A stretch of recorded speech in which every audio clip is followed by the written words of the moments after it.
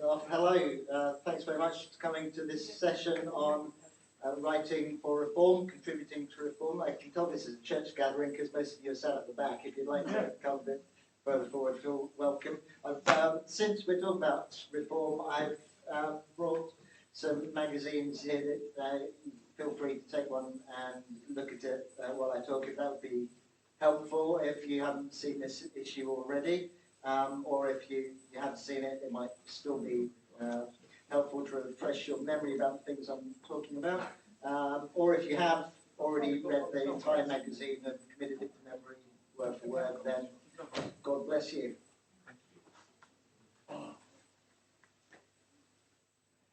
The first thing that I want to say about writing for reform and contributing to the magazine is, next slide please.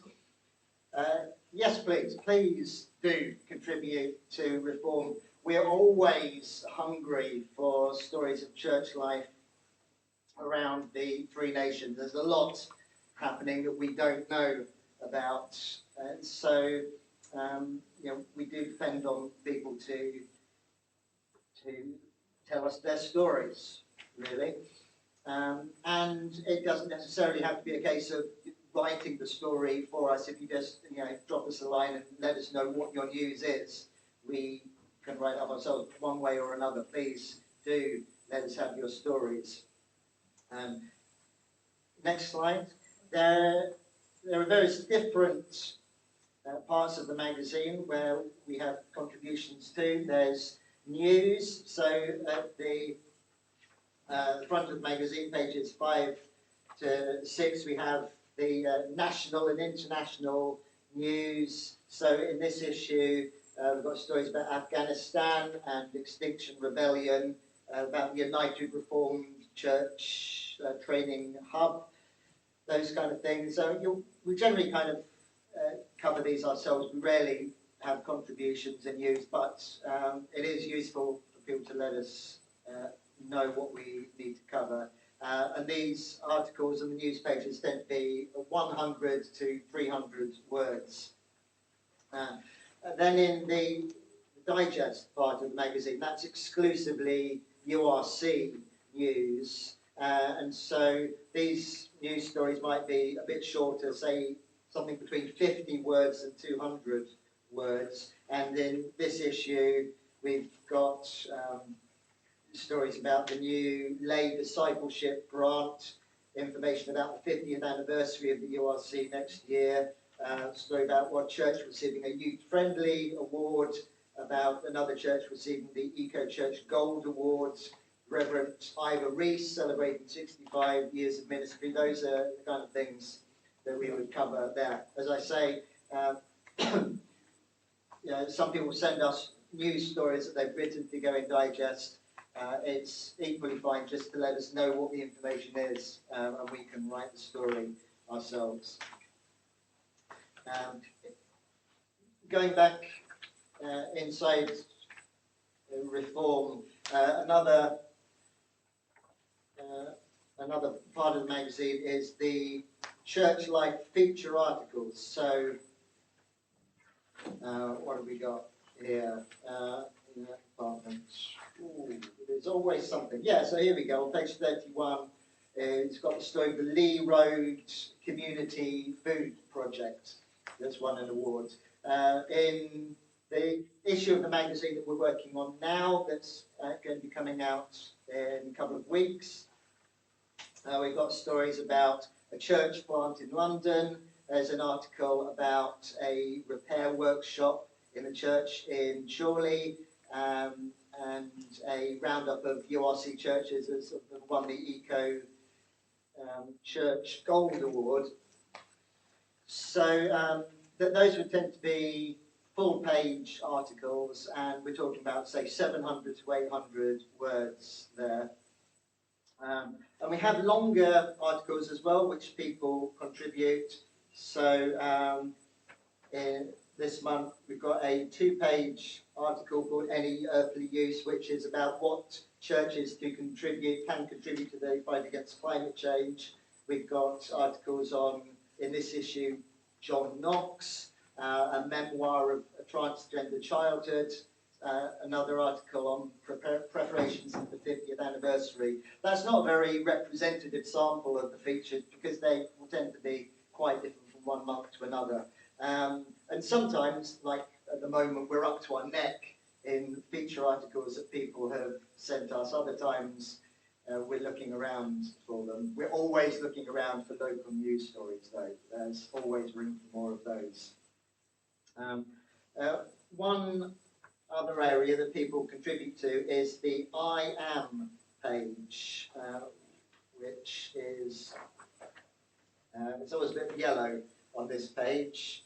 This month is I Am a Survivor of Conversion Therapy. The idea of this page is people that we're used to hearing about in the news, and we hear from them directly. So it might be that they write the article for us, or we interview them and then transcribe it ourselves. That's something that we can often do for people who aren't so confident in writing. And on that page we've had, I am on a 0 hours contract, I am deaf, I am a vegan, I am an Amazon worker, I am a church treasurer. There's a lot of variety, but like I say, it's all about people telling their own story rather than someone else talking about them. And lastly on the list here and now is, in this issue, that's on page 19, written by Joe Harris, moderator-elect of the United Reformed Church Youth Assembly. And that's specifically for people under 25, which I'm aware that not everyone here qualifies in that category, but if you know younger writers who would have something to say in the magazine, then please direct them to us, because once again we're always on the lookout for people who can contribute to that page. And the next slide, please.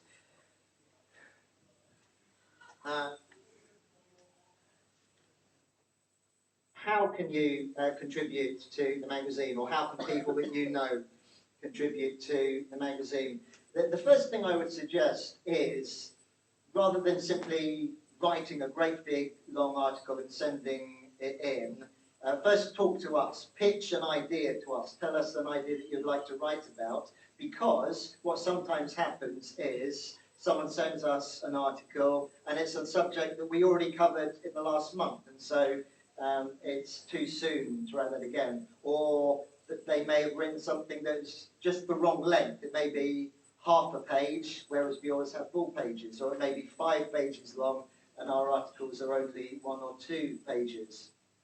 It might be that it's just the wrong timing for us. It might be a subject that we just don't cover. We don't generally have poetry or fiction in the magazine, so it's worth talking to us first before writing something. Although, you know, if people do write stuff and send it here, we'll look at it and see what we can do with it. I'd also suggest getting in contact by email. There's the Reform email address, reform@urc.org.uk. I've also given you my personal address, steve.tompkins@urc.org.uk, because we're a small and busy team at Reform, and none of us are full-time, and it is possible for messages to fall down the back of the chair somewhere or get forgotten and overlooked, and that's a shame. So, you know, belt and braces, you know, communicate to us in both ways, and it's less likely that emails will disappear. And also, you know, do feel free, if you've emailed us, to chase us up and say, you know, I emailed you a while back and didn't hear anything, because like I say, we try to respond politely to all messages, but don't always achieve that target.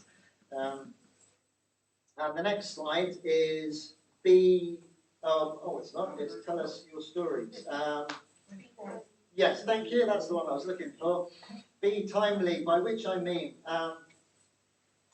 for the coming issue of the magazine that we're working on now, that goes to print on Wednesday, the CEO of a well-known Christian environmental organisation, who will remain nameless because of gross incompetence, was writing an article for us about COP26, about the United Nations climate meeting that is happening at the end of this month. And when I received the article a couple of weeks ago, I guess it was, his whole drift was saying it's a month until in COP26, and it's still not too late for churches to influence the result. This is all that we can do between now and the start of COP26. And what the CEO of this organisation and his press officer who edited the article and sent it to us didn't notice was that although he was writing it 2 weeks ago, the magazine comes out 2 weeks from now, on the weekend that COP26 starts. So the article is completely wrong. There is no longer any time by the time people are reading this article to influence the result of the meeting. In the same way, people often send us Christmas things. We're working now on the December-January double issue. That goes to press a month from now. And that means that if someone gets a great idea for a Christmas article on the 1st of December and writes it and sends it in, by that time the magazine is already in churches, let alone having gone to press. But it's not the end of the world, because we can maybe keep that till next year, and I do that. I got an article that was perfect for Trinity Sunday a few months ago, and it was just too late, so that's now in the June 2022 reform folder, waiting for the next June article to come around, for the next June issue to come around. And in the same way, we might get a report on a Christmas service, which is too late for the Christmas issue, but it's not entirely out of place in the next issue, which is a February issue that's looking back on what churches did at Christmas. So, as I say, do bear in mind the timing, but it's not the end of the world if we get something that we have to treat in a different way. And as you know, the next slide is tell us your stories. This is the main thing that I have to say. We love to hear what is going on in churches around the country, and we don't always know, and it's great to be kept in touch and to hear them. So we just love to hear your stories, whether it's good news stories from the local church, might be projects that the church is involved with, it might be challenges that the churches are facing. It might be what's going on locally that reflects things on the national church agenda. I mean, one thing that comes to mind in some of the conversations that I've had with you since you've been here in the last couple of days is deployment of ministers is always an issue on the agenda. How are we dealing with that? Are we stretching? Well, we are obviously stretching ever increasing, stretching ministers over ever increasing numbers of churches. Are there better ways of doing that? I don't think that in my 9 years of magazine we've ever had an article where a minister talks about that situation, about the issues that they face. But of course, they're the ones who know the story. They're the ones who know what's going on. And I'm aware that there will probably be all kinds of church politics issues that are involved in talking about what's happening in local churches. But still, I think there's a way to tell those stories, and that's just one idea that occurs to me of you're the people who know what's happening in local churches and how that's a slice of life that behind what gets talked about at General Assembly and in Reform. So, we love to hear those stories that help us to think in a different way about the big issues that we're all talking about. Also, I don't think we've ever had an article about what happens when a church decides to close, which is not the most positive story, but it does seem to me a story that's worth telling. And there are the milestones in church life that we celebrate as a story that we like to tell. Or maybe the history of your church. There are some very old church buildings in Wales, aren't there, that have got a great story. I was talking to someone at lunchtime who was telling me about a church of his where they still have a stable attached to it that's the minister's horse used to go in. I found it fascinating. I want to tell that story in Reform. And of course, there are the initiatives that churches start up. But I'm not just looking for new things which are starting. It's also a case of, it might be something that your church has been doing for years and years, but still, it's a story that it's worth hearing about. One last thing I'd like to say, this is the next slide, is just consider being interviewed. Not everyone is a natural writer. Do you have to be able to write for Reform? No, you don't.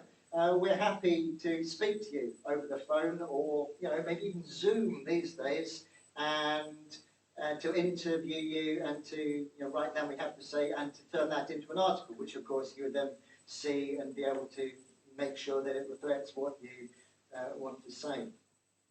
But the last thing is, this is the last slide, and I'm aware it's repeating myself, but it's simply what I want you to hear, and that is, please tell us your stories.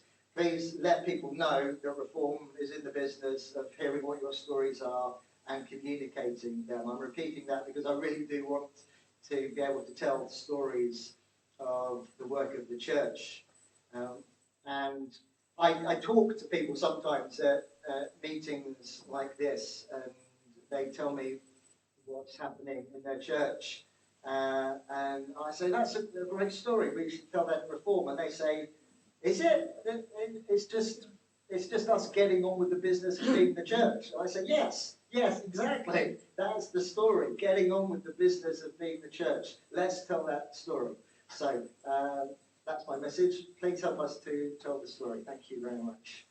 If there's any questions or comments, I'll be happy to take them. Otherwise, we can go on to the next thing. Okay, thanks very much. Thanks, Dave.